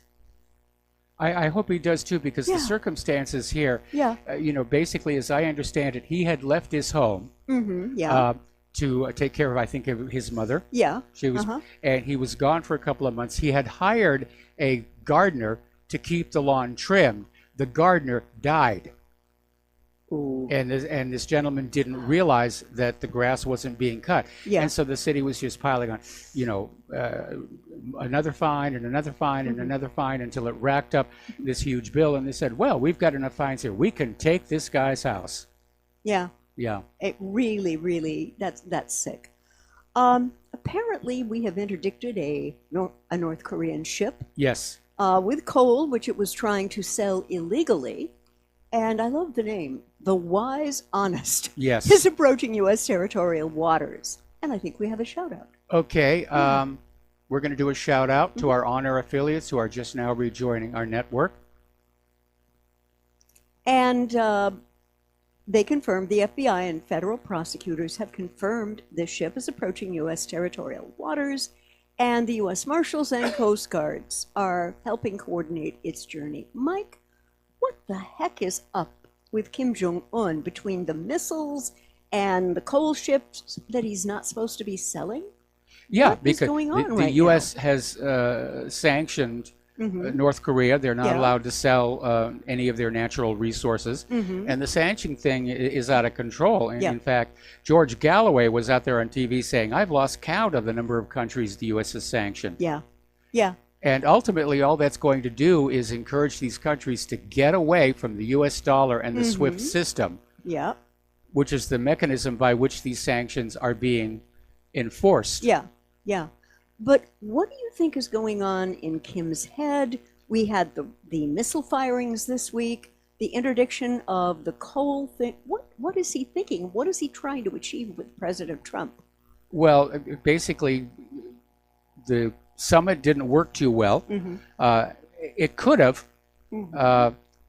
Kim Jong-un and Donald Trump could have made this work if they had gone on kind of like this we're going to do something good, then you do something good, then we'll do something else good, and you do something else good. Measure by measure. Measure by measure. But Donald Trump basically went in there with this attitude of, you give us everything that we want, and then we'll do something nice for you. He didn't lift any of the sanctions. In fact, he threw a few more on. Yeah. The military exercises are continuing off the coast of North Korea.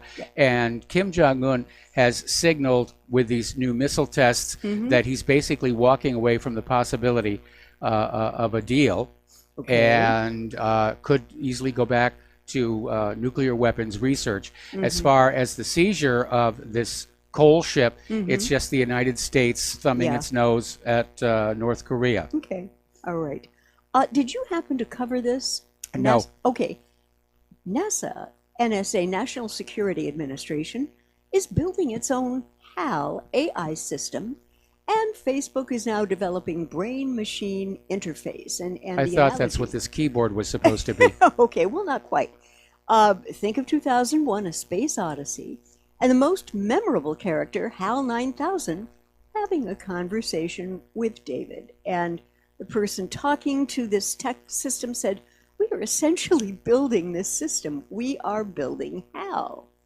And there was also a very ignored bombshell reported by James Bamford. Is this a gentleman you know? I seem to remember the name. Yeah. It was revealed that NSA's massive database of information, including social media, was being used to create an artificial intelligence system that would one day be able to know not where we are, what we are doing, but what and how we think. Mike, that sounds a little presumptuous. I think that's a little bit out there, and I think looking at all the failings of AI we've seen so far, you know, it's going to be just another government boondoggle. And apparently there is a device that's being developed which will be able to respond almost instantaneously to very complex questions posed by intelligence analysts. But as more and more information is collected, social networks, Facebook, MySpace, GPS tracks, cell phone geolocation, internet searches, Amazon book purchases, and even EasyPass toll records. And what they're talking about the future of this technology being and doing is rather daunting to me. It's very scary. I mean, they're talking about the sort of things that you see in like the Bourne movies, where they're in this room with all these computer screens and they can instantaneously call up anybody's location and what they're doing, which doesn't exist yet. Okay. They have to specifically target an individual's cell phone before they can track them. Right. But what they're talking about here is a system that is tracking everybody at all time. I have some serious technical concerns about whether they can get it to work. Yeah. And it has to do with the fact that with that much information, what kind of processors are you going to use? Yeah. This thing could easily get bogged down in the wealth of its own information. Yeah. So I'm not sure. Plus, they're talking about creating something that is a general AI rather than a task-specific AI, and nobody's been able to build a general AI that can talk like HAL 9000 yet. Yeah. I mean, there's some very clever language programming out there like you have on Siri, but it's not sentient. It doesn't really comprehend what you're saying. Yeah. And what if these machines get angry with their humans? What's going to happen if they develop personalities that are not wonderful and gentle, you know? Okay. And I know that you covered this. Yes. Okay. There is something, though, that really bothered me. And one of the hardliner Iranian mullahs made the observation that $1 billion fleet can be destroyed with one missile. And here's the guy who said that. I don't think so. No. But it's Ayatollah Yosef Tabatabai Nejad. I hope I didn't mess that up. But we do know that they do have some decent missile capacity, not nuclear, but the Iranians, don't they? Yeah, they do. Uh-huh. And they do have missiles that, were they able to get through the screeners, could inflict serious damage on the Abraham Lincoln. Mm-hmm. Yeah. I'm surprised they didn't send the Reagan into that part of the world, because it's already radioactive. Oh, boy. And let the Iranians sink that as the false, or let Israel sink that as the false flag. Yeah. We also got a note, was not a nice note, from Iran's Revolutionary Guards, and they said today that Tehran will not negotiate with the U.S., and that senior cleric made the comment I just mentioned. Yeah. And Lincoln Nimitz-class carrier is making its way into the area, and the commander said, if I need to bring it inside the strait, I will do so. I'm not restricted in any way. I am not challenged in any way to operate her anywhere in the Middle East. Now, he didn't specifically name the U.S. Abraham Lincoln during the telephone interview, but, you know, you can kind of put that together. And this is hysterical. Iran has dismissed the deployment and underlying Bolton threat, and they're calling it fake intelligence or psychological warfare. Yeah, Bolton's claim that they've got information Iran is about to attack. Again, Iran doesn't want a war. They're not a warlike people. Mm-hmm. And this is Saddam's nuclear weapons all over again. Yeah, I'm hearing it and I'm feeling it too. And apparently one of the places our traveling Mike has gone was Baghdad. Yes. To pressure Iraq to join press against Iran. Iraq declines. And Tuesday he was down there in the panic. He was trying to trump up, pun intended, along with other U.S. National Security Advisor and Sheldon Adelson plant, John Bolton, about Iran supposedly planning to attack U.S. troops in the Middle East. And I thought this was wonderful. For his part, the Iraqi Prime Minister, Adel Abdul Mahdi, said in remarks to the press that Iraq will undertake to ensure the safety of some 5,000 troops in Iraq who are helping mop up some of the ISIL remnants. And at the same time, Abdul Mahdi said that Iraq would not participate in any economic boycott of any country, which is to say he declined cooperation with the Trump administration's attempts to squeeze Iran. And all of these trade blocks and sanctions and blockades, no UN backing, no international law is behind them. And Iran is still in compliance at this moment, as of 10 May, under the 2015 nuclear deal, according to UN inspectors. Now, I've never met a UN weapons inspector, Mike, but I would guess that their CVs would be big enough to choke a horse in terms of chemistry, all of that stuff. Oh, they're definitely very good at that. Yeah. And especially they go into an environment where they're sort of hostile to the host country. Mm-hmm. They're definitely looking for a violation of some kind. Right, right. But I have to tell you, there is a little bit of humor in this.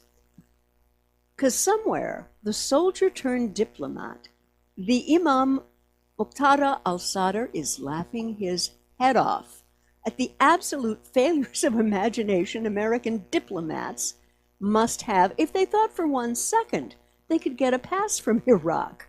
You know, he and Bolton could have had a conversation and avoided this whole thing, you know? Well, Bolton doesn't want to avoid it. I mean, the goal here is, I mean, Wesley Clark blew the whistle on this some years ago. I remember. The United States intended to take control of the Middle East oil nations, and apparently Venezuela is being added to that list, in order to ensure that oil is trafficked around the world only in U.S. dollars to keep the rest of the world enslaved to U.S. dollar hegemonic domination, not to mention having to use the SWIFT system, whereby they can be flogged with sanctions. Right.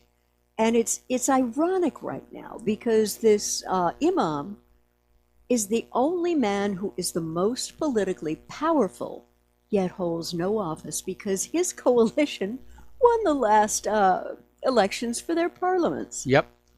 And here's a piece by David Giraldi in Global Research. Again, if you haven't seen it, look it up, globalresearch.ca. It's a Canadian outlet.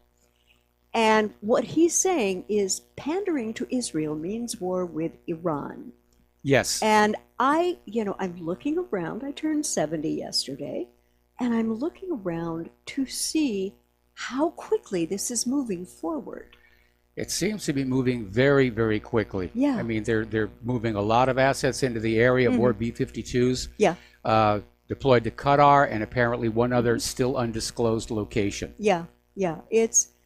I fear it is getting ready to start, and I'm hoping that people can keep their families as protected as they can. Yes. If the stuff starts flying.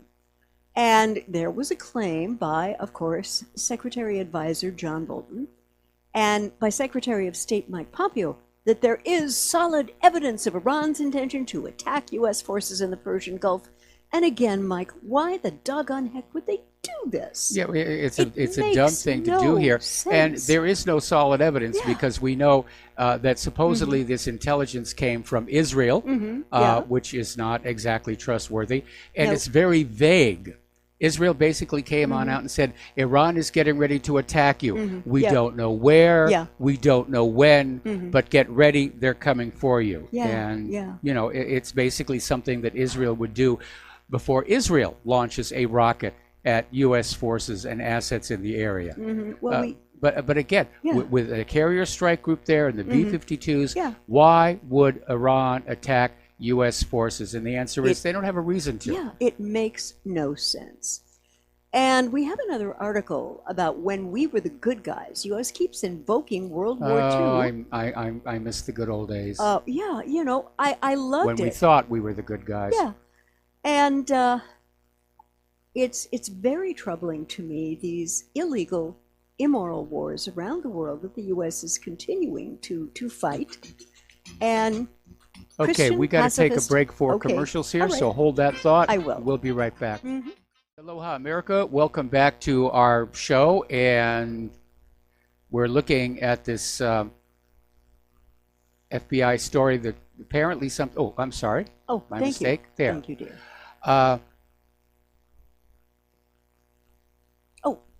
Okay, I'm fine. Yeah, okay. So apparently there was this FBI Special Agent Robert Wright came forward before September 11th, troubled by evidence that seemed to point to a foreign group planning an attack on American soil. Saudi nationals conspicuously training at flight schools and Israeli art students, probing security vulnerabilities in government buildings, set off alarms in government agencies. But the administration of George W. Bush, packed with PNAC alumni, ignored and even punished those whistleblowers. They wanted it to happen. The Twin Towers were destroyed. The Patriot Act, which was, by the way, pre-written and ready to go when 9/11 happened, was rammed through a docile Congress, and less than a month later, according to General Wesley Clark, the decision to invade Iraq had been made, even as hostilities had barely commenced in Afghanistan. Yes. Clark was told of a classified memo from Defense Secretary Donald Rumsfeld that described how we're going to take out about 7 countries in 5 years. Well, they're certainly off the schedule there. And Iran is the only country on that list where the U.S. and its allies have not yet attempted a regime change. And I'm sorry, what did you say there? Iran. Okay. It hasn't had a regime change. Well, they did back in 2009. Yeah, they tried. They tried and failed miserably. Okay. We have got ourselves a caller on the line. So, Terry in California, aloha. Welcome to the show. What's on your mind? Hey, Claire, I'm sorry I missed your birthday yesterday. I apologize. No worries. No worries. Got a question for you. Okay. If somebody comes up and says, you better go along with these illegal wars to take over the world and the oil-producing countries, if you don't go along with that, we're going to lose our dollar as the reserve currency of the world, excuse me, then you haven't seen depression like what's going to happen to us when we lose our reserve currency status. It's going to make the 1929 depression look like child's play. What do you say to them, Claire? What I say to them is something that my late first cousin used to say when he and I talked. He said, Claire, this country has the brains to be working in partnership with other countries for usable energy. Cold fusion, I don't know. But if enough people were working together, it would be a whole new revenue source. Well, I think he was talking about the economic dimension. Right. Because that is the major reason for all of these wars, is to keep the world under the Bretton Woods Agreement, to keep all the world economies dependent on the U.S. dollar.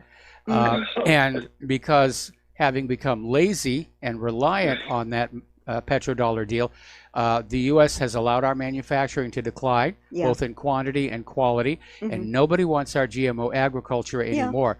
So, that's what these wars are really all about. So the question is, should we go along with the wars? Well, if you think keeping the dollar, the number one currency on the planet, is paramount, sure, but I got to tell you, I think we're going to lose these wars.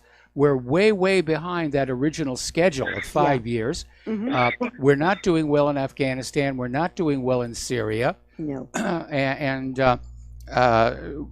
we're still stuck in Iraq. Are you okay?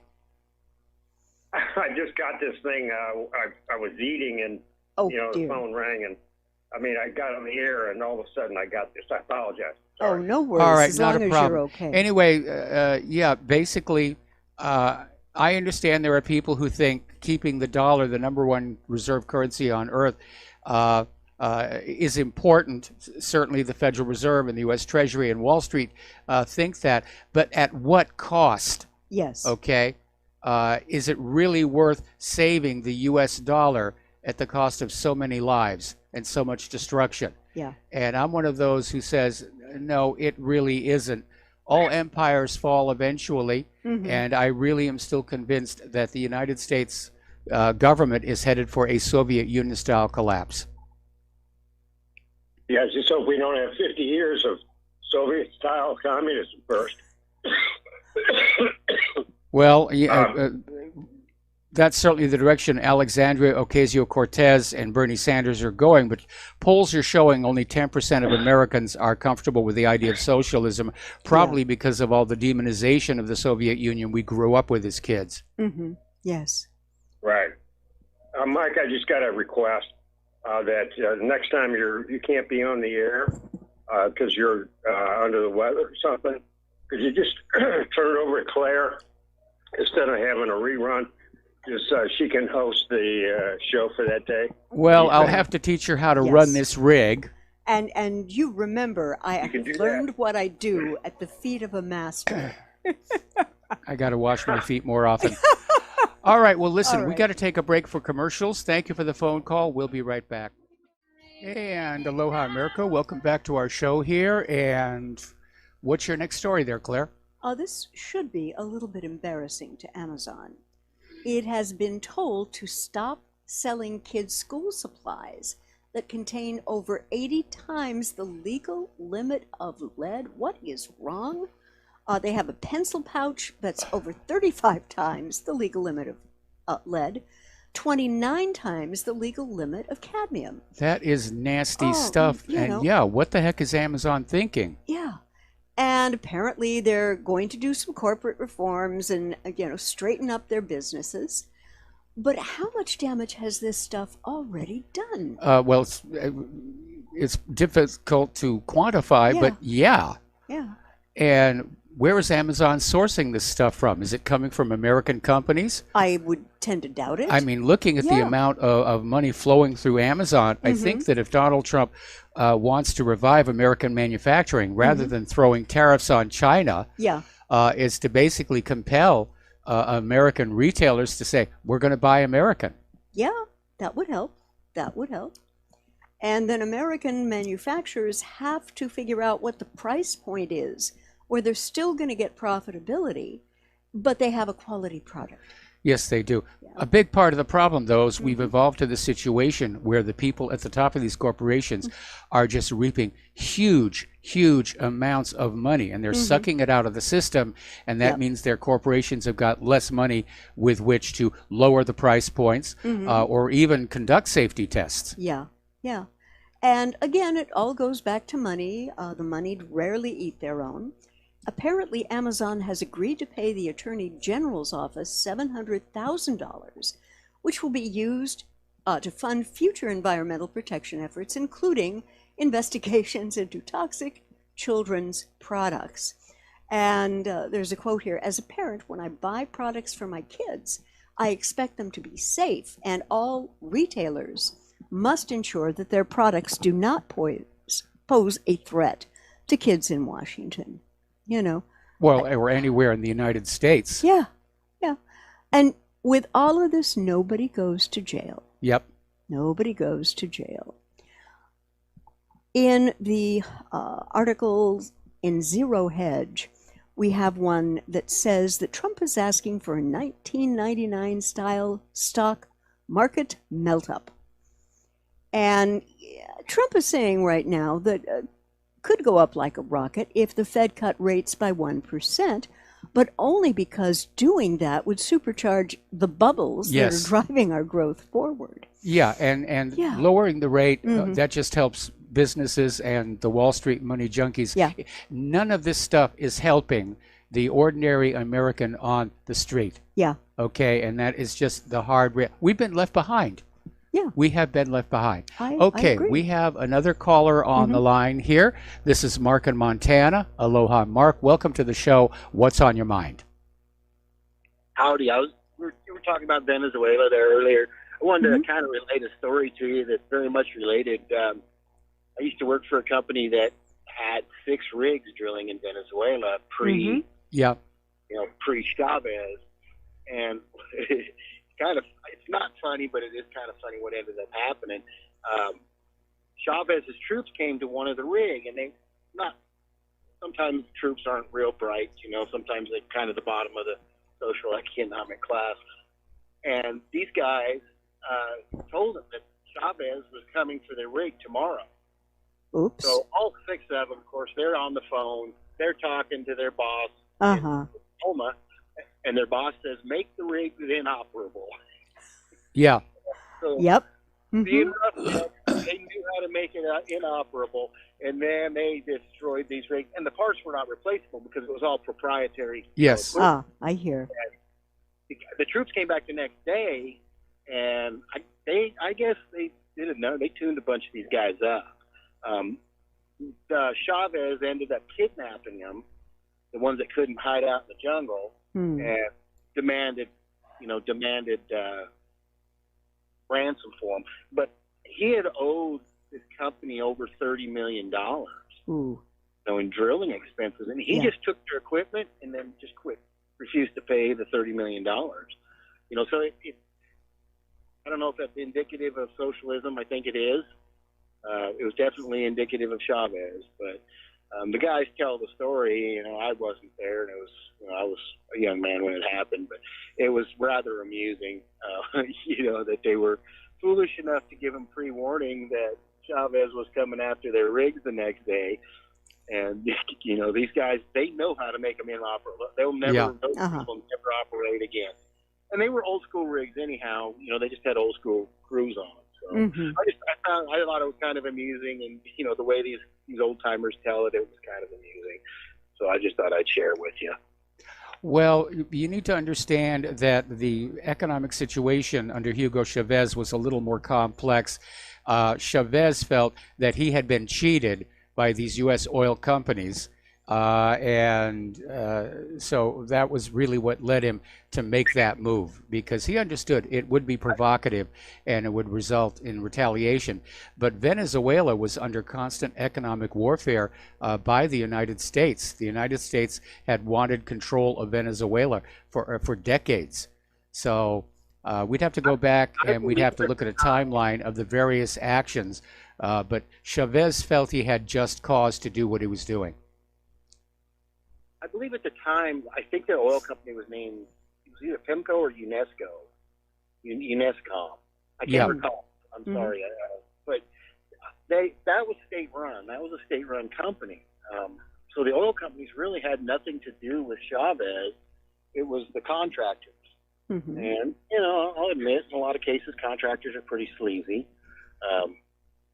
But if he was always welcome to go somewhere else. He could always get a Russian company to come in if you wanted sleazy. Okay, well, thank you for the phone call. We're going to let you go here, and we're going to get on back to Claire's news. So, what do we got here? Well, he's talking about a 1999 style melt up. Yes. And we know the stock market is manipulated. I mean, looking at it today, it started out just hammered by the realization that those new tariffs were going into effect. But over the course of the day, it got pushed up and pushed up and pushed up. So the investors had their traditional Friday happy ending. But again, the stock market isn't the real American economy. No, not the stock by a long market shot. is your local shopping mall and your local car dealership and your local job market and all the homeless and hungry. And all of this manipulation of the Federal Reserve to boost Wall Street does not make our lives any better. No, it doesn't. The only way our lives are made better is if high wages and salaries are brought back. And I know that the CEOs of these large corporations are going to whine and cry and say, oh, it's cutting into our profits, and I'm going to have to give up my bonus this year. But the wealth inequality in this country is at very, very dangerous levels. Yes. And in retrospect, what the article said was that what happened in 1999, you had your Asian financial crisis, Russian debt default, and the resulting failure of U.S. hedge funds' long-term capital management. And that percolated around all the financial markets in 1997, 1998. And even though at that point the U.S. economic data was very strong, Fed Chair Greenspan cut the Fed rates 3 times in rapid succession in late 1998, and each time for a total cut of 0.75% in an effort to shore up confidence and help cushion the U.S. economy. But that can only work short term, right? Yeah, it can only work short term. And basically, I think Trump is trying to get the economy looking really good because that's what he's going to campaign on next year. Yeah. And hopefully this article concludes with saying they're working in anticipation to make sure that the U.S. economy does not slip into a recession. Well, there's a lot of people who think one is coming, and I certainly don't want to go through another recession. Nope. We're hanging by a thread out here as it is. Yes. And so are a lot of people. In fact, without naming any names, we got a call from a friend who's having trouble paying the rent. And I don't know that we're in a position to be able to help. Well, teensy bit. All right, we'll talk about that later. So, and by the way, one more time, a heartfelt thank you to everybody who has donated. We are seeing it coming on in. We're replying to it, and it really does help. It really, really does help. It does. I have become a good friend of my crock pot again in Yes, these times, yes. And I'm kind of relearning how to use it. And to people who like to cook out there in our audience, it does work amazingly well. All I got to do is put some snares out there for some of those wild chickens. Right. And another article again in Zero Hedge. Last year, this writer asked the question, will Trump torch the global economy on the bonfire of his vanity? And he says it's a resounding yes. Yes, I concur. Yeah. And he wrote after Trump pulled the U.S. out of the JCPOA, Trump apparently wants to remake America and the world in his image while undoing anything that Obama touched. We have a leaked memo explaining this plan. Nothing Trump has done since he's been in office has been contrary to this goal. Overthrowing the theocracy in Iran, in fact, it has been a 2-stepwise move in this direction with each decision he's made. Now, he's pushed this plan in Iran to the extreme. He's fomented a trade war with China and threatened sanctions on anyone doing any business with Iran outside of its borders. And now he is tariffing, the strategic metals. Yeah, yeah. And, what he does, what he knows, and what we see, he's so far away, excuse me, from anything that's remotely reasonable. That's all he knows. Double down, tweet more, I won't use this word on we can't radio. use that word on the radio. Be a not nice human being. Excuse me. I'm so sorry. Okay, let me turn you down. Okay, go ahead and cough. All right. So what is happening now, China is shifting more of its oil purchases to Iran, flaunting U.S. sanctions. Yeah. Will the U.S. seize Chinese company bank accounts? What happens when Russia and the Syrian Arab army wipe out the last of the U.S.'s proxy in Idlib and Hama, while Turkey stands by and lets it happen?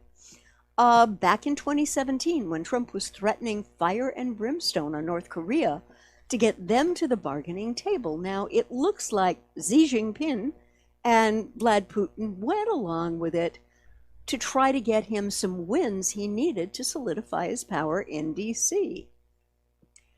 But it's very strange out there. I don't know how many of the rest of you who are listening and watching feel just a complete disconnect between what you are seeing and hearing and what you know is really happening. Yeah, it's just all so disjointed, and Trump may want to remake the country and the world in his own image.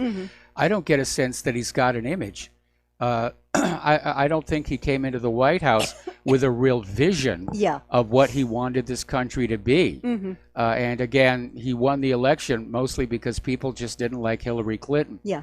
But he has turned out to be an incredible disappointment. Yeah. And now we're stuck with him for at least the next 2 years. Yep.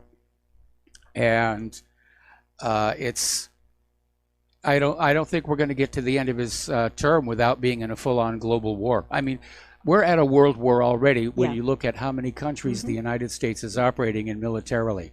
So we are in World War III. Get used to that idea. But it's going to get a lot worse, and it could even go nuclear. I think that if the United States is not able to get what it wants in Iran with conventional weapons, they will resort to the nukes. Yep. Because right now we do not have the troop strength. We do not have the weaponry. We do not have the money or the manufacturing so that we could have a positive outcome if Russia and or China come into the fray. That's which true. I think may happen sooner rather than later. I tend to agree. I don't think Russia and China want to go back to a unipolar world underneath the United States of America. I think they're going to hold off war as long as they possibly can. But I think at some point it really is going to happen. Absolutely. There was another article that I saw, which a couple of them that bothered me. Apparently, credit card delinquencies have reached an 8-year high this year.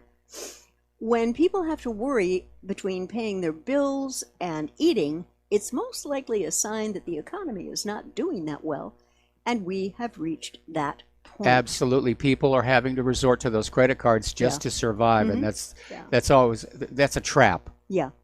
That's what turns them into slaves. Right. And as Michael Snyder said at The Most Important News, the truth is that you can't say that we have a booming economy until we have a year when the U.S. economy grows by at least 3%. And at this point, we haven't had that since the middle of the Bush administration. And there are all sorts of warning flags around us, The other thing, which we are going to see kind of very quickly, with all of these tariffs that President Trump has put on various foodstuff, the prices of food are going to absolutely go through the roof. Well, food prices are going to go through the roof, and it's not just because of the tariffs, and people need to really wake up and start looking at that. I mean, I know the tariffs are having an effect. Apparently, Mexican tomatoes are going to go up by 35%. But we're also dealing with the fact that our own agricultural system got body checked with all this flooding. Yeah. And they got the same problem up there in Canada. Oh, yeah. Because of human-caused global warming, winter stayed late. And coupled with the flood, it means the growing seasons are going to be very short. There are going to be no bumper crops. Then you have the fact that seafood taken from the Gulf of Mexico is not fit for human consumption. Yeah. You've got Fukushima toxifying the Pacific. There is not enough safe, healthy, natural food to support the human population. And food prices are going to go through the roof. If you have land around your home and you don't have an interfering city council, plant a vegetable garden now. Learn how to farm. Yeah. Okay, we got to take another break here for commercials. We're going to be back with the last segment of our program after these few words. Aloha, America. Welcome back to our show. Last segment of our program on this Pauhana Friday. And Claire, your next story is? Okay, well, as most of the world knows, unless one is living in a cave, the Duke and Duchess of Sussex had their kid at some point this last couple of weeks. And great good, the kid's going to get a lot of love, structure, not only from mom and dad, but the rest of the family, best of teachers, best of doctors, etc., etc., etc. Excuse me? Yes. Who cares? I know. Okay. But I laid that out first about a woman who gave birth to a little boy. She was working for McDonald's, tried to drown the kid in the toilet. Ooh. And, you know, I do not understand how we have become so expendable. And I know one thing about me: for the rest of my life, I'm going to work very hard, even though I'm very far away from being a baby, at not being expendable. I think that's going to be your situation. You're not expendable here. I think what we're seeing on display here at this McDonald's situation is just this attitude that is being encouraged in this country, that babies are expendable. And we see it in all these laws being passed to say that babies can be aborted right up to the moment of birth. We're seeing it in all these statements coming out of the corporate media that while it's inside a woman's body, it's not a human being, that we're supposed to just look at these children pardon me, as disposable assets. And that is definitely going to lead to this sort of a situation. My question would be, why wasn't this woman using birth control or insisting that her male partner use birth control, or once pregnant, go ahead and get an abortion or put the baby up for adoption, but to just try and flush it down the toilet? I don't understand this. And for those of you who don't know, I am very much pro-life. I understand there are circumstances when it can't be allowed to go forward, but I am pro-life, and I've seen people who've adopted.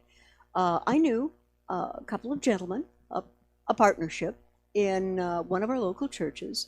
They adopted their two kids, and one of them had a mom who was a crack baby, a crack mother, okay? The kids are just fine. They're thoughtful, they're articulate, they're obviously being raised with a lot of love and structure. I wish we could get this for every kid, you know, on the planet. I wish it too, but again, we're seeing this attitude being promoted that babies are just things, they're just blobs of protoplasm, and that they can be basically killed at the moment of birth.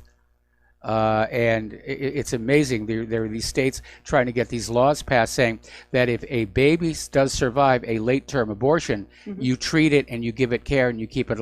And the pro-abortionists are saying, no, just throw it in the chop-up machine and let it go.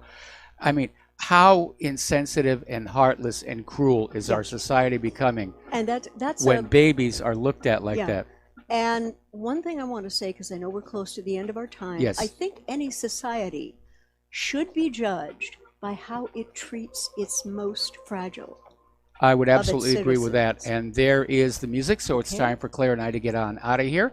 Have yourselves a really good weekend. Stay tuned for John Stadmiller. I'm sure he's got lots of interesting things to share with you. Please take what you learn here at Republic Broadcasting and whatreallyhappened.com. Share them with other people. Please donate. We really, really need it. I can't tell you how badly we need your financial support right now. we do. So have a good weekend. We'll be Take back care. on Monday. Aloha. Aloha, America.